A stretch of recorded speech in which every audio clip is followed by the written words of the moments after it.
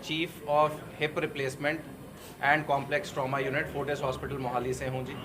आज हमने ये प्रेस कॉन्फ्रेंस की थी ताकि हम पब्लिक को जागरूक कर पाएँ हिप रिप्लेसमेंट यानी चूल्हा बदली करने के बारे में, और कैसे एक फेथ हिप रिप्लेसमेंट प्रोटोकॉल जो हमने फोर्टिस हॉस्पिटल मोहाली में डेवलप किया है, उससे पहली बार जिसका चूल्हा रिप्लेस हो रहा है या ख़राब होने के बाद पुराना चूल्हा दोबारा से रिप्लेस हो रहा है, उसमें हम कैसे बहुत जल्दी रिहैबिलिटेट करके अच्छा फंक्शनल रिजल्ट और लॉन्ग ड्यूरेशन का इम्प्लांट करके पेशेंट को बैक टू नॉर्मल लाइफ ला सकते हैं। इस बारे में हमने आज डिस्कशन किया। कितना खर्चा चल रहा है?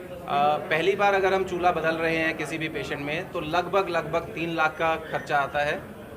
रिप्लेस अगर हम रीडू कर रहे हैं, अगर पहले बदला हुआ है दोबारा बदली करना पड़ रहा है तो उसमें अस्पताल का खर्चा तो ऑलमोस्ट सेम रहता है, पर जो नया चूल्हा डलना है वो थोड़ा सा कॉस्टली होता है, तो खर्चा बढ़कर लगभग 4-4.5 लाख का आता है।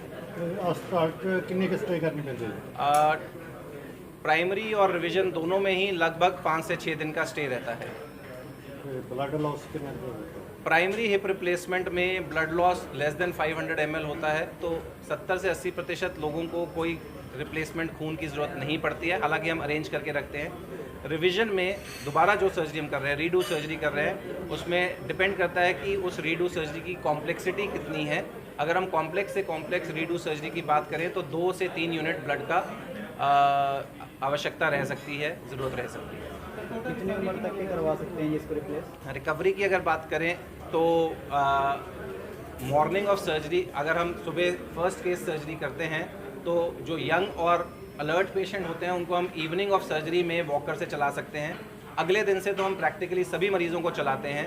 3-4 दिन में पेशेंट हॉस्पिटल में फिजियोथेरेपी के साथ मोटिवेट और रिहैबिलिटेट होके बाथरूम टॉयलेट जाने लायक हो जाता है ऊंची सीट पे, और जब तक टाँके निकलवाने के लिए आता है 14-15 दिन पे, तब तक ऑलमोस्ट वॉकर छोड़ के स्टिक पे आ जाता है। और कुछ यंग पेशेंट्स और मोटिवेटेड पेशेंट इवन स्टिक भी छोड़ देते हैं, और activities of daily living normal करने में 6 से 8 हफ्ते में वो ऑलमोस्ट नॉर्मल जैसा फील करने लगता है। कितने एज तक है ऑपरेशन हो सकता है? इदा है जी, साडी यूनिट च असी ये ऑपरेशन 15-16 साल के यंग पेशेंट तो लैके 105 साल के बजुर्ग च किया है। अज की डेट च सर्जरी इन्नी सक्सैसफुल है कि जे पेशेंट नू वेरी यंग एज या वेरी ओल्ड एज च भी यदि लोड़ पे तो किया जा सकता है सेफली।